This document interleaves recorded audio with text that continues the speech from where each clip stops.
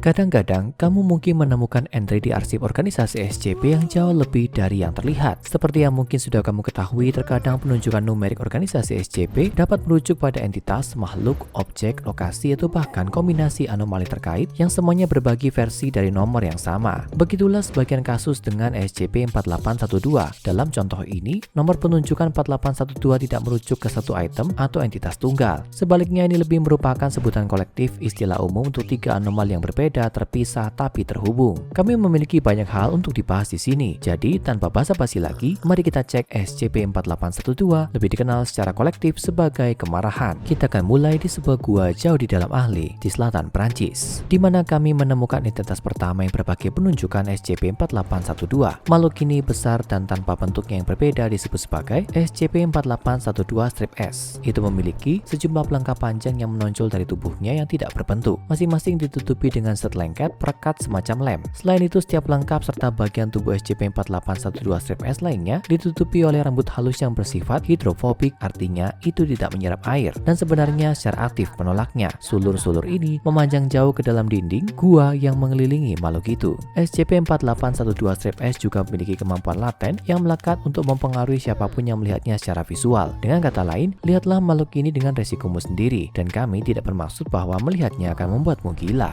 Faktanya adalah tidak ada seorang pun yang dapat melihat langsung makhluk ini tanpa mengalami kematian yang mengerikan dan mengenaskan. Saat melihat sekilas SCP-4812-S, orang yang mengamati akan menderita efek yang sama seperti jika mata, otak, dan seluruh sistem saraf mereka telah dicelupkan ke dalam asam kaustik. Ya, makhluk ini langsung melelehkan siapapun pada tingkat molekuler yang cukup berani atau cukup bodoh untuk melihatnya secara langsung. Itu berarti rasa sakit tidak seperti yang dapat kamu bayangkan. Pendarahan melalui kulit dan semua lubang, kelumpuhan, sesak nafas, dan kemudian kematian dalam urutan itu. Manusia tidak dapat berinteraksi secara langsung dengan makhluk tersebut kecuali jika tenggelam dalam kegelapan total, di mana mereka tidak dapat melihatnya secara visual. Bahaya anomali dari entitas ini bakal meluas ke foto atau rekaman video SCP-4812-S. Namun, efeknya tidak langsung atau ganas ketika seseorang hanya melihat gambar atau videonya. Namun, kamu mungkin ingin memeriksa apakah otakmu tidak meleleh setelah video ini selesai, hanya untuk amannya. Selain membunuh siapapun yang melihatnya, SCP-4812-S tidak melakukan banyak hal, tetap diam di guanya di belakang pintu keamanan maksimum yang dipasang organisasi di pintu masuk. Jadi, itulah SCP-4812 pertama kami. Siapa yang berikutnya? Bagaimana dengan SCP-4812-E? Humanoid setinggi sekitar 15 meter yang terbuat dari platinum. Entitas ini tampak samar-samar berbentuk kerangka dengan jejak tungsten dan senyawa logam lainnya dalam komposisinya. SCP-4812-E tetap pada suhu tubuh konstan 0,0000000031 Kelvin atau hampir negatif 460 derajat Fahrenheit. Namun entitas ini juga dapat menyerap panas di sekitarnya tanpa mengubah suhunya sendiri, mengurangi sel pada suhu kamar menjadi nol mutlak dalam waktu sekitar 16 detik. Dan karena itulah SCP-4812-E sering dikelilingi oleh lapisan udara dan air yang membeku. Sama seperti makhluk lain yang memiliki sebutan yang sama, interaksi dekat dengan SCP-4812-E seringkali mematikan. Berdiri terlalu dekat dan udara di sekitarmu akan turun suhunya dengan cepat, air di dalam tubuhmu akan membeku, dan dalam hitungan detik kamu akan mati. Bahkan dengan menggunakan kostum berinsulasi khusus, kamu akan beruntung mendapatkan beberapa saat perlindungan tambahan. Satu-satunya hal yang melemahkan efek SCP-4812-E adalah memaparkannya pada panas yang ekstrim. Meskipun ini tidak menghentikan penyerapan suhu sepenuhnya, hanya memperlambatnya. Tapi melalui penerapan suhu tinggi yang konstan, organisasi mampu menjaga agar SCP-4812-E tetap berada di dalam lemari besi yang dikontrol secara termal agar tetap sangat panas setiap saat. Akhirnya, kami punya yang terakhir dari ketiganya, yang ditetapkan sebagai SCP-4812-K,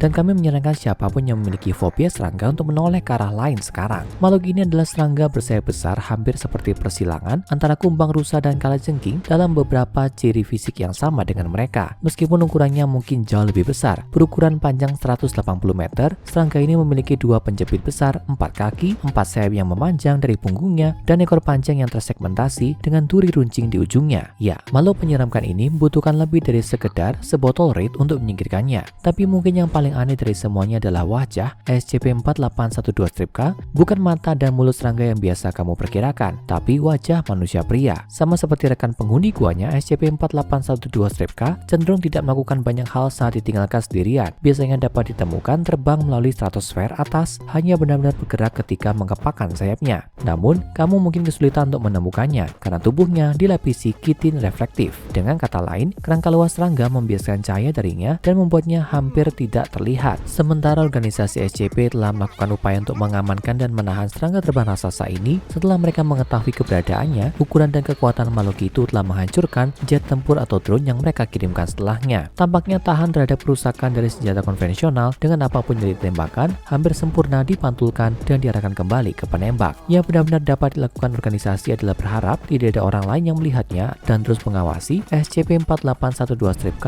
melalui pengawasan rutin. Namun dari semua itu, satu prosedur tetap konsisten dan paling penting dengan setiap aspek SCP-4812. Tidak pernah dalam keadaan apapun salah satu dari mereka boleh berinteraksi dengan dua lainnya. Jadi, apa yang mungkin bisa menghubungkan ketiga makhluk ini? Entitas amorf yang membunuh siapapun yang melihatnya, humanoid raksasa yang terbuat dari platinum yang mengubah suhu tanpa menyerap panas, dan serangga bersayap yang hampir sempurna dalam memantulkan apapun di sekitarnya. Mereka semua tampaknya cukup tidak terkait. Namun benang merah mereka pasti cukup signifikan bagi ketiganya untuk berbagi gelar SCP-4812. Memang, jika mereka tidak memiliki hubungan satu sama lain, mereka masing-masing dapat memiliki nomor unik mereka sendiri. Dan apakah entitas misterius keempat yang disensor yang juga disebut sebagai SCP-4812? Jawaban atas banyak pertanyaan ini tidak sepenuhnya jelas. Namun, memang ada serangkaian dokumen dan item anomali yang ditemukan organisasi yang menampilkan beberapa informasi yang diperlukan. Didapatkan dari Marcus de Vries, seorang kolektor artefak anomali Belanda. Barang-barang ini disebut sebagai The Conington Set, dinamai Winston J. Conington, seorang arkeolog dan okultis Inggris yang penelitiannya memimpin organisasi untuk menemukan sejumlah SCP. Di antara berbagai artefak The Conington Set adalah jurnal yang disimpan oleh Conington sendiri yang menampilkan penggambaran berbagai makhluk SCP-4812 dan catatan yang merekam temuannya. Set ini juga memiliki 3 buku tebal yang besar dan kuat yang ditulis dalam bahasa Jerman selama bertahun-tahun yang berisi beberapa koordinat kuno. Dalam satu tambahan dalam bahasa Italia, oleh penulis lain tampaknya menjelaskan sedikit tentang SCP-4812. Terjemahan dari bagian ini menceritakan tentang kerajaan kuno dihormati di atas segalanya, dikenal sebagai House of Apollyon atau Sky Kings of Old Europe. Penguasa pertama kerajaan ini diduga adalah keturunan dari King of Crimson Skies atau Esem the First Man. Sky Kings ini memerintah atas apa yang sekarang disebut Eropa modern selama 100 generasi, menaklukkan semua yang menentang mereka. Di antara musuh mereka adalah mereka yang setia pada dewa besi, mungkin orang Mekan, agama kuno yang menyembah mesin yang mendahului gereja dewa perusak. Namun akhirnya rasa puas diri muncul dan Sky King Cyrus ke-8 von Apollyon melihat melampaui alam manusia, berharap menemukan tanah baru untuk ditaklukkan. Cyrus ke-8 mengumpulkan pasukannya, pasukan terbesar yang pernah ada, dan mengarahkan pandangannya ke tanah Fairfolk yang lebih dikenal sebagai peri saat ini. Fairfolk ini sudah terlibat dalam konflik dengan tetangga selatan mereka, Children of the Moon, dan secara drastis tidak siap menghadapi pasukan Cyrus yang mendekat. Dalam waktu 2 minggu, para peri terpencar diusir dari tanah mereka. Namun ada satu-satunya yang selamat, seorang putri Fae yang ditangkap dan menghadapi nasib buruk karena diambil sebagai piala. Tapi sang putri punya rencana lain. Saat dibawa kembali ke wilayah Sky King, dia mengutuk House of Apollyon dan Cyrus ke-8 secara khusus. Badai mengerikan menyapu kapal-kapal yang kembali saat putri Fae berdoa kepada dewa kuno tanpa nama untuk membalas dendam terhadap penakluk bangsanya. Menurut legenda, rantai yang mengikatnya ke kapal Cyrus terbakar dan api menyebar hingga membakar kapal Sky King menjadi abu. Bahkan dikatakan bahwa rantai yang sama kemudian melilit Cyrus sendiri, menyeretnya ke kedalaman laut. Kemudian untuk bertahan melawan sihir gelap lebih lanjut dari Fairfolk yang tersisa, Cyrus ke-9 menunjuk 4 ksatria untuk mempertahankan kerajaannya. Sekarang kamu mungkin masih bertanya-tanya apa hubungannya semua ini dengan SCP-4812? Tapi jangan khawatir, kita akan sampai di sana,